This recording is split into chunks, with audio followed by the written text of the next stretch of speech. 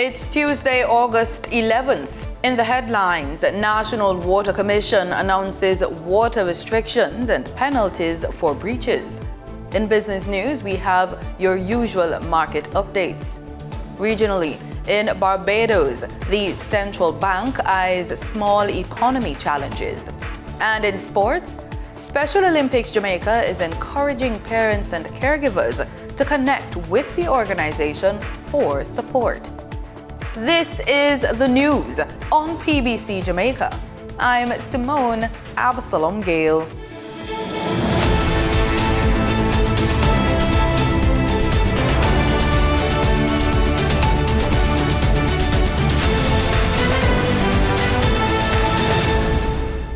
Seven parishes will come under water prohibition orders from Monday, August 17, as the government moves to protect Jamaica's water supply due to critically low rainfall. The restrictions will affect Kingston, St. Andrew, St. Thomas, St. Mary, Portland, St. Anne, and St. Catherine. According to a statement from the National Water Commission, sanctions will be imposed on individuals and businesses that breach the orders. The orders prohibit the use of National Water Commission supplied water for non-essential activities, including watering lawns and gardens, filling swimming pools, washing vehicles with hoses, and washing roads, pavements, and garages. Minister of Water, Environment and Climate Change Matthew Samuda says the government will also seek cabinet and parliamentary approval for stiffer penalties against persons who breach the restrictions. He said the measures have become necessary amid forecasts associated with the El Niño phenomenon and continued high temperatures. Minister Samuda acknowledged that the restrictions could affect some businesses, including car washes, but said the priority is to protect the national water supply and ensure adequate supplies for critical services, particularly schools, ahead of the September reopening. A major 31.5-kilometer stretch of the Southern Coastal Highway from the Bull Bay Bridge in St. Andrew to the Morant Bay Roundabout in St. Thomas has been named the Paul Bogle Highway in honor of the Jamaican national hero. Prime Minister Dr. Andrew Holness was on hand at the official ceremony. The name of the Right Excellent Paul Bogle carries profound meaning for the Jamaican people. It speaks of courage in the face of injustice, leadership in the service to the poor, and a willingness to make the ultimate sacrifice for human dignity.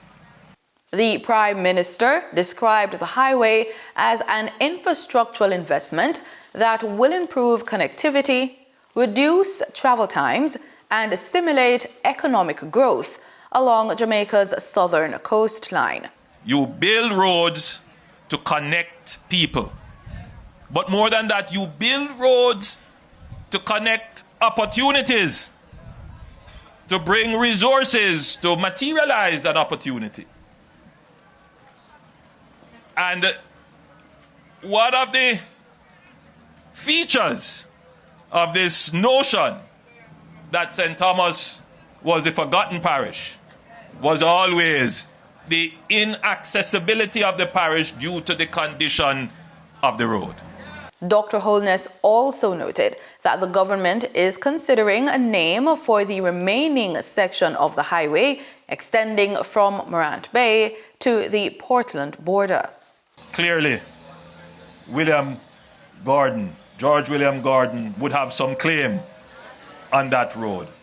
But like everything else we do, we consult.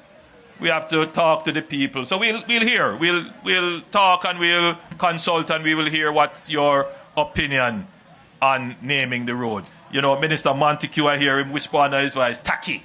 Education must play a central role in advancing the Caribbean's reparatory justice movement. That's the position of Minister of Education, Youth, Skills and Information, Senator Dr. Dana Morris Dixon, who says young people must understand their history and identity to help shape a more just future. We have more in this report. Speaking on behalf of the Prime Minister, Dr. Andrew Holness, the government and people of Jamaica at a high-level reparations dialogue, the Education Minister called for a broader approach to reparatory justice, emphasizing education and cultural institutions as key to helping young people understand their history and the forces that shape the modern world. Education is central to this work. We cannot repair what we do not understand, and we cannot secure justice when generations remain disconnected from their history.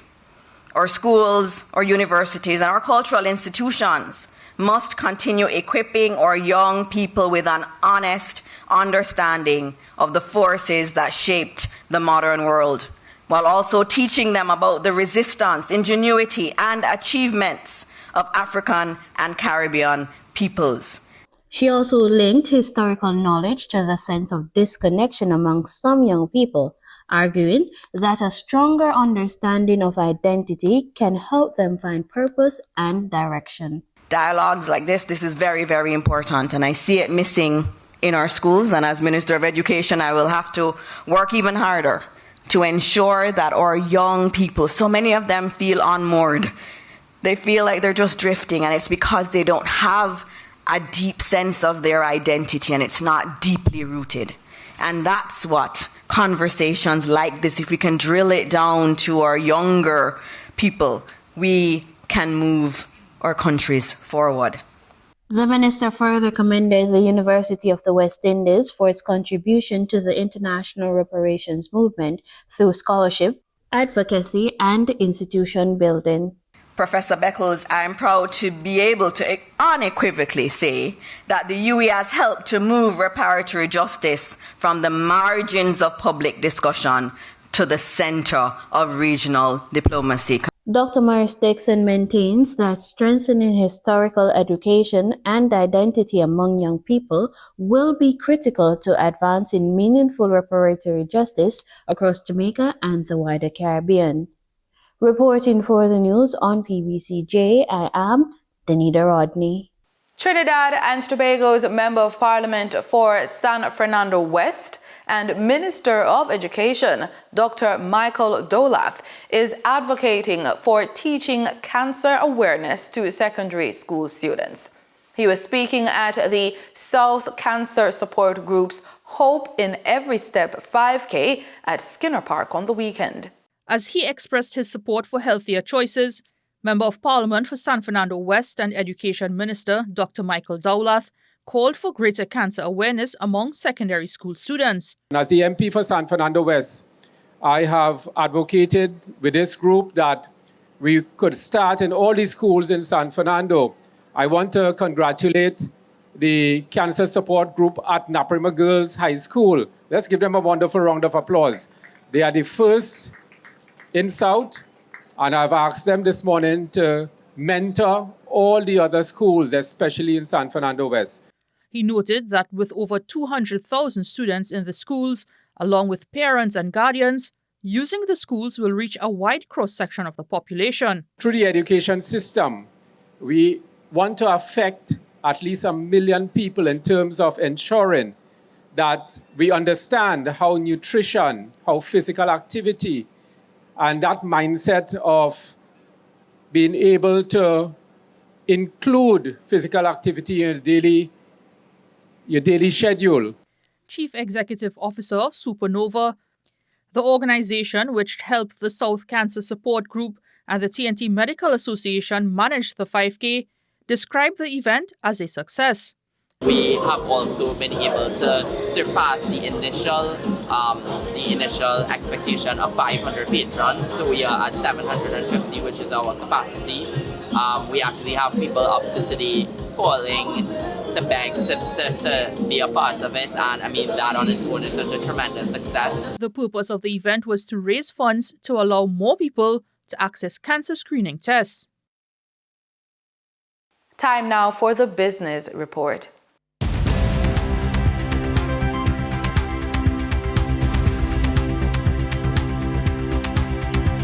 Welcome to today's business report. I'm Denise Williams, bringing you the developments shaping markets, capital access, and business decision making across Jamaica and the region.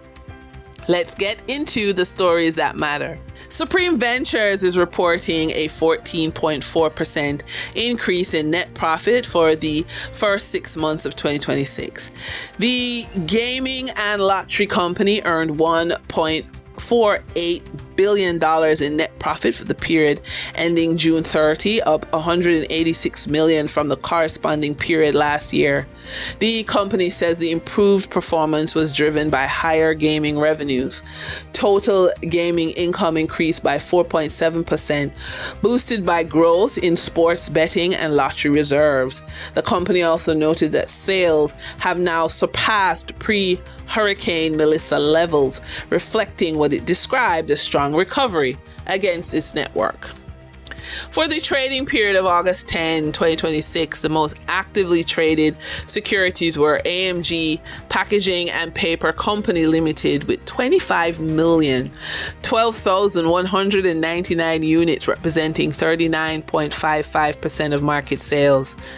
Trans Jamaican Highway Limited with 13,941,250 units, representing 22.04% of market sales. Woodcats International Limited shares with 4,036,278 units, representing 6.38% of market sales. Investor activity remained concentrated in distribution and transportation plays, signaling continued interest in dividend-producing and strategic assets. Turning to the foreign exchange market based on Bank of Jamaica data for August 10, 2026, Forex traders recorded significant activity with strong demand across major currencies. For the US dollar, trading margins reflected steady liquidity, with the US selling at $159.03 and buying at $157.40. For the Canadian dollar, moderate gains supported by $1.09 transaction spreads. The Canadian dollar sold for $114.02 and was bought for $112.93. The British pound had continued volatility, offering short-term trading opportunities of $2.47 in profits for the banks. The British pound sold for $213.38 and was bought for $210.91. These movements underscore the importance of cash flow timing and currency awareness for businesses managing import costs, debt servicing, or overseas exposure. For the credit report tip of the day, after 50, your credit deserves a new strategy. Rebuilding credit after 50 shouldn't be viewed as repairing a financial mistake. It should be viewed as repositioning yourself for opportunity. Whether you're planning to start a business, invest in real estate, purchase an asset, or simply create greater financial flexibility, your credit profile can influence your access to capital.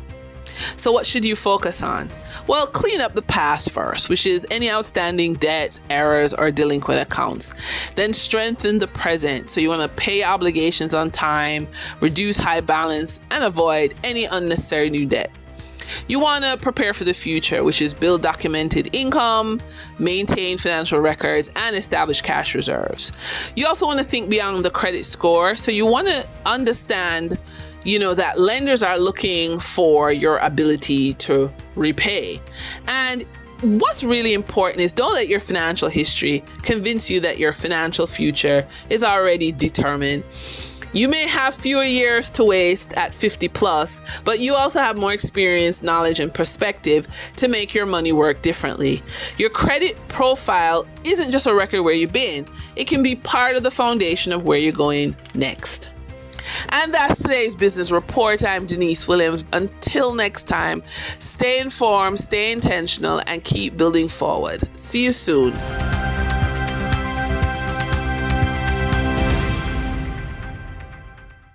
In regional news, the Central Bank of Barbados is examining how small, open economies can navigate growing global uncertainty.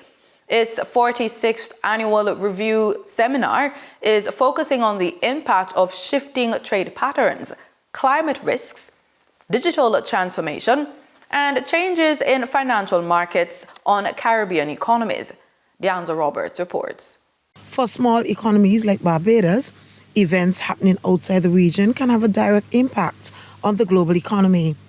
Changes in trade relationships, supply chains, global finance and geopolitical developments can affect everything from import prices to business competitiveness. Deputy Governor of the Central Bank of Barbados, Dr. Alwyn Jordan, says that is why they are calling for a shift in how small economies prepare for economic shocks. For small open economies, uncertainty is becoming a structural feature of economic policy making rather than an occasional disruption. These developments are not distant events that we observe from afar. They shape our export potential, the prices we pay for imports, the resilience of our financial systems, the competitiveness of our businesses, and ultimately, the opportunities available to our citizens. These realities demand more than resilience.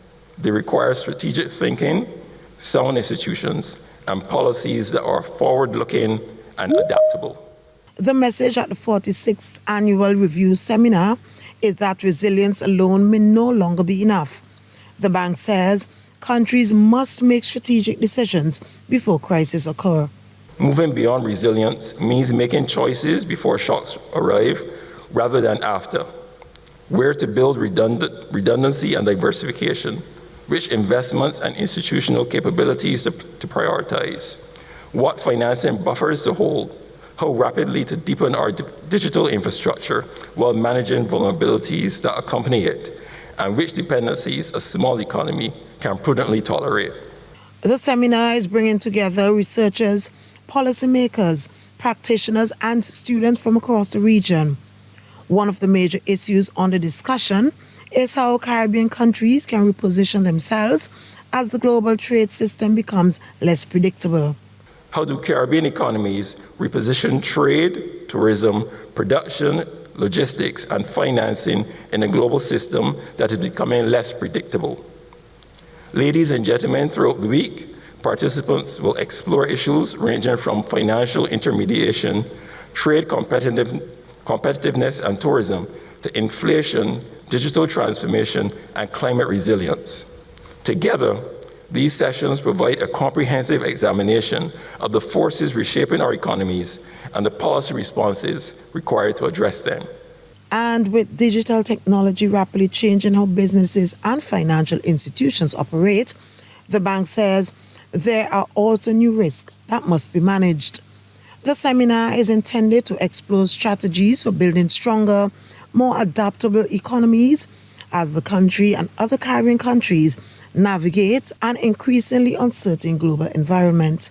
Deanza Roberts, CBC News. Trinidad and Tobago is positioning itself to become a major player in the global vanadium industry with a $250 million investment to restart the former Point Lisas steel facility. The project is expected to create hundreds of jobs and supply the United States with a critical mineral now largely produced by China and Russia. First production is expected by the end of 2027. More from TTT News. Our vision is to produce the equivalent of 50% of American consumption of vanadium. In other words, 100% of the quantity of vanadium that the United States imports. Speaking at Monday's ribbon-cutting ceremony at the Point Lisas plant, Pinnacle Steel and Vanadium Company CEO Edwin Bennett announced the refurbishment and recommissioning of the former Point Lisas steel facility, which ArcelorMittal closed in 2016. The plant, renamed Trinidad and Tobago Company Ibis Steel, will operate as a subsidiary of the US-based corporation. Vanadium is a hard, durable transition metal that dramatically strengthens steel. It is vital for use in space vehicles, nuclear reactors, and aircraft carriers.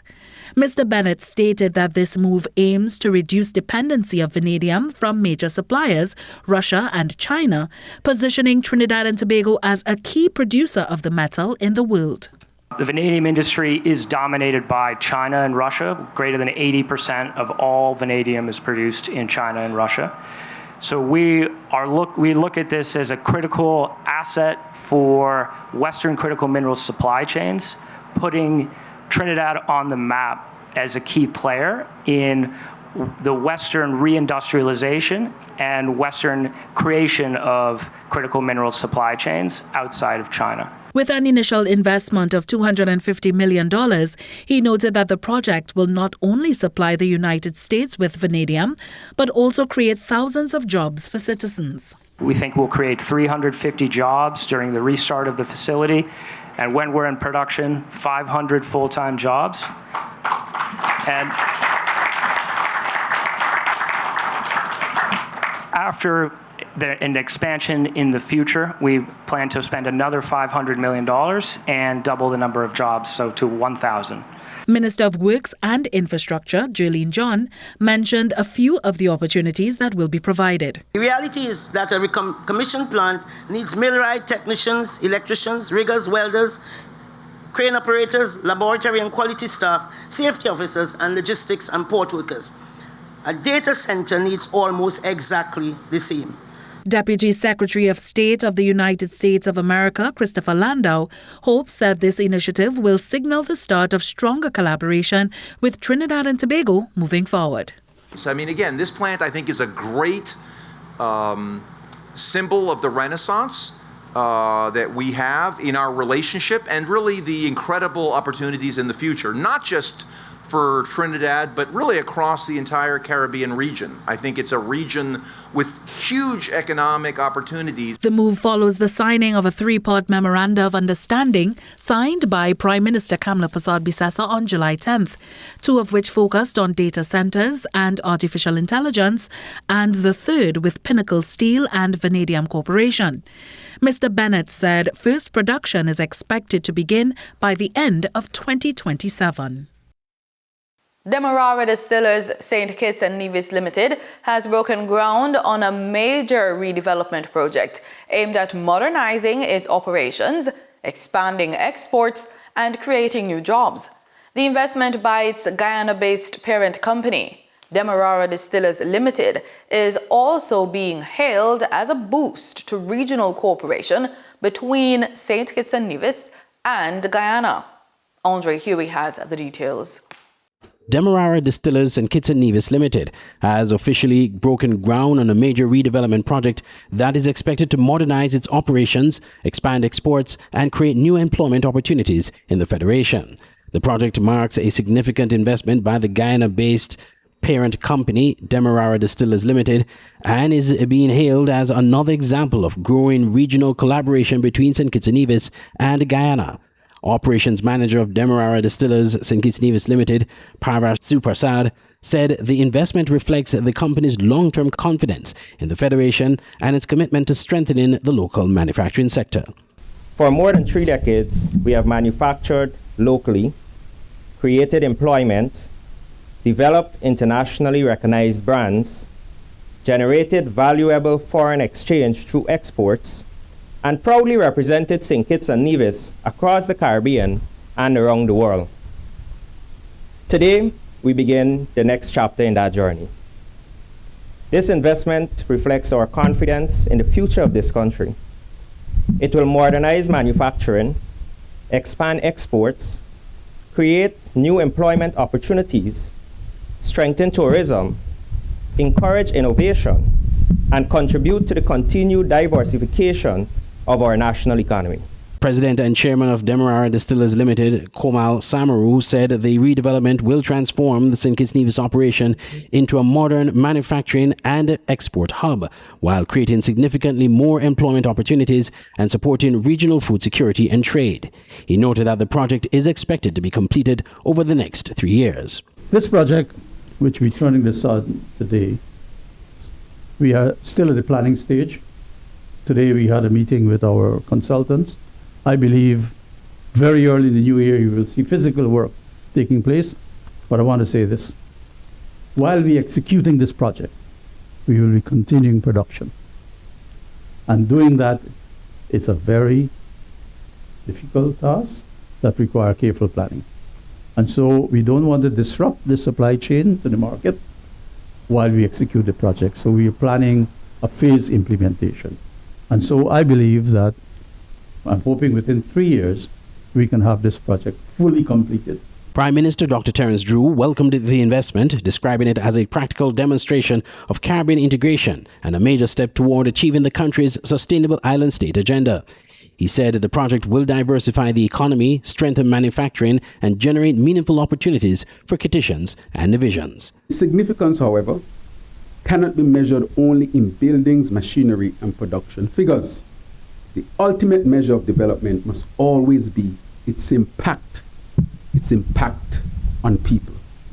We therefore look forward to the employment that was mentioned, that we need to be created, the skills that will be developed, the careers that will be built, and the opportunities that will emerge for our contractors, suppliers, entrepreneurs, and local enterprises and businesses. We want investment that creates linkages throughout our economy, so that when a company expands, the benefits of that expansion extend beyond its gates and into households and communities across our beloved Federation. Construction is expected to begin early next year, with the production continuing throughout the phased redevelopment.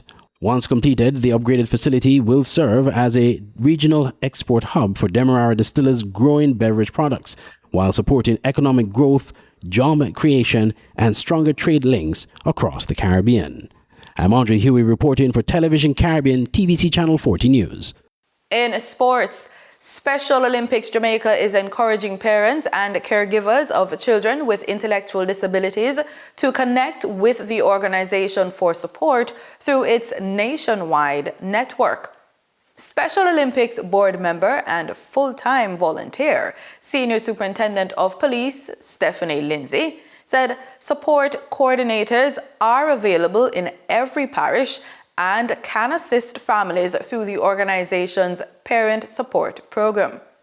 The program provides caregivers with temporary relief by allowing trained volunteers to care for their children in a safe and supervised environment.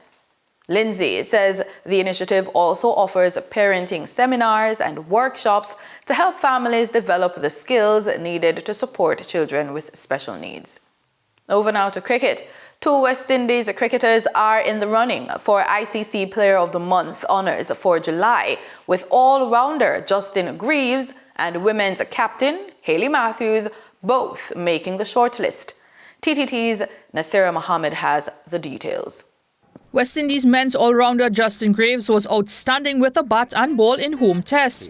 Against Sri Lanka in Antigua, he smashed 180 to help save the second match and seal the series win for the West Indies. Then against Pakistan in Trinidad, he took 5 wickets in the first test and 2 more in the second. In all, Greaves finished July with 215 runs at an average of nearly 72 and 8 wickets. While West Indies women's captain Hayley Matthews was just as dominant, leading the West Indies women to a 3-0 ODI sweep over Ireland. She opened with a career-best 159 not out and 3 wickets in the first ODI, then followed up with a century in the second. Fans and the ICC Voting Academy now decide the winners. And that's it for the news on PBCJ. You can follow us on our social media platforms at PBCJamaica. Thanks for watching.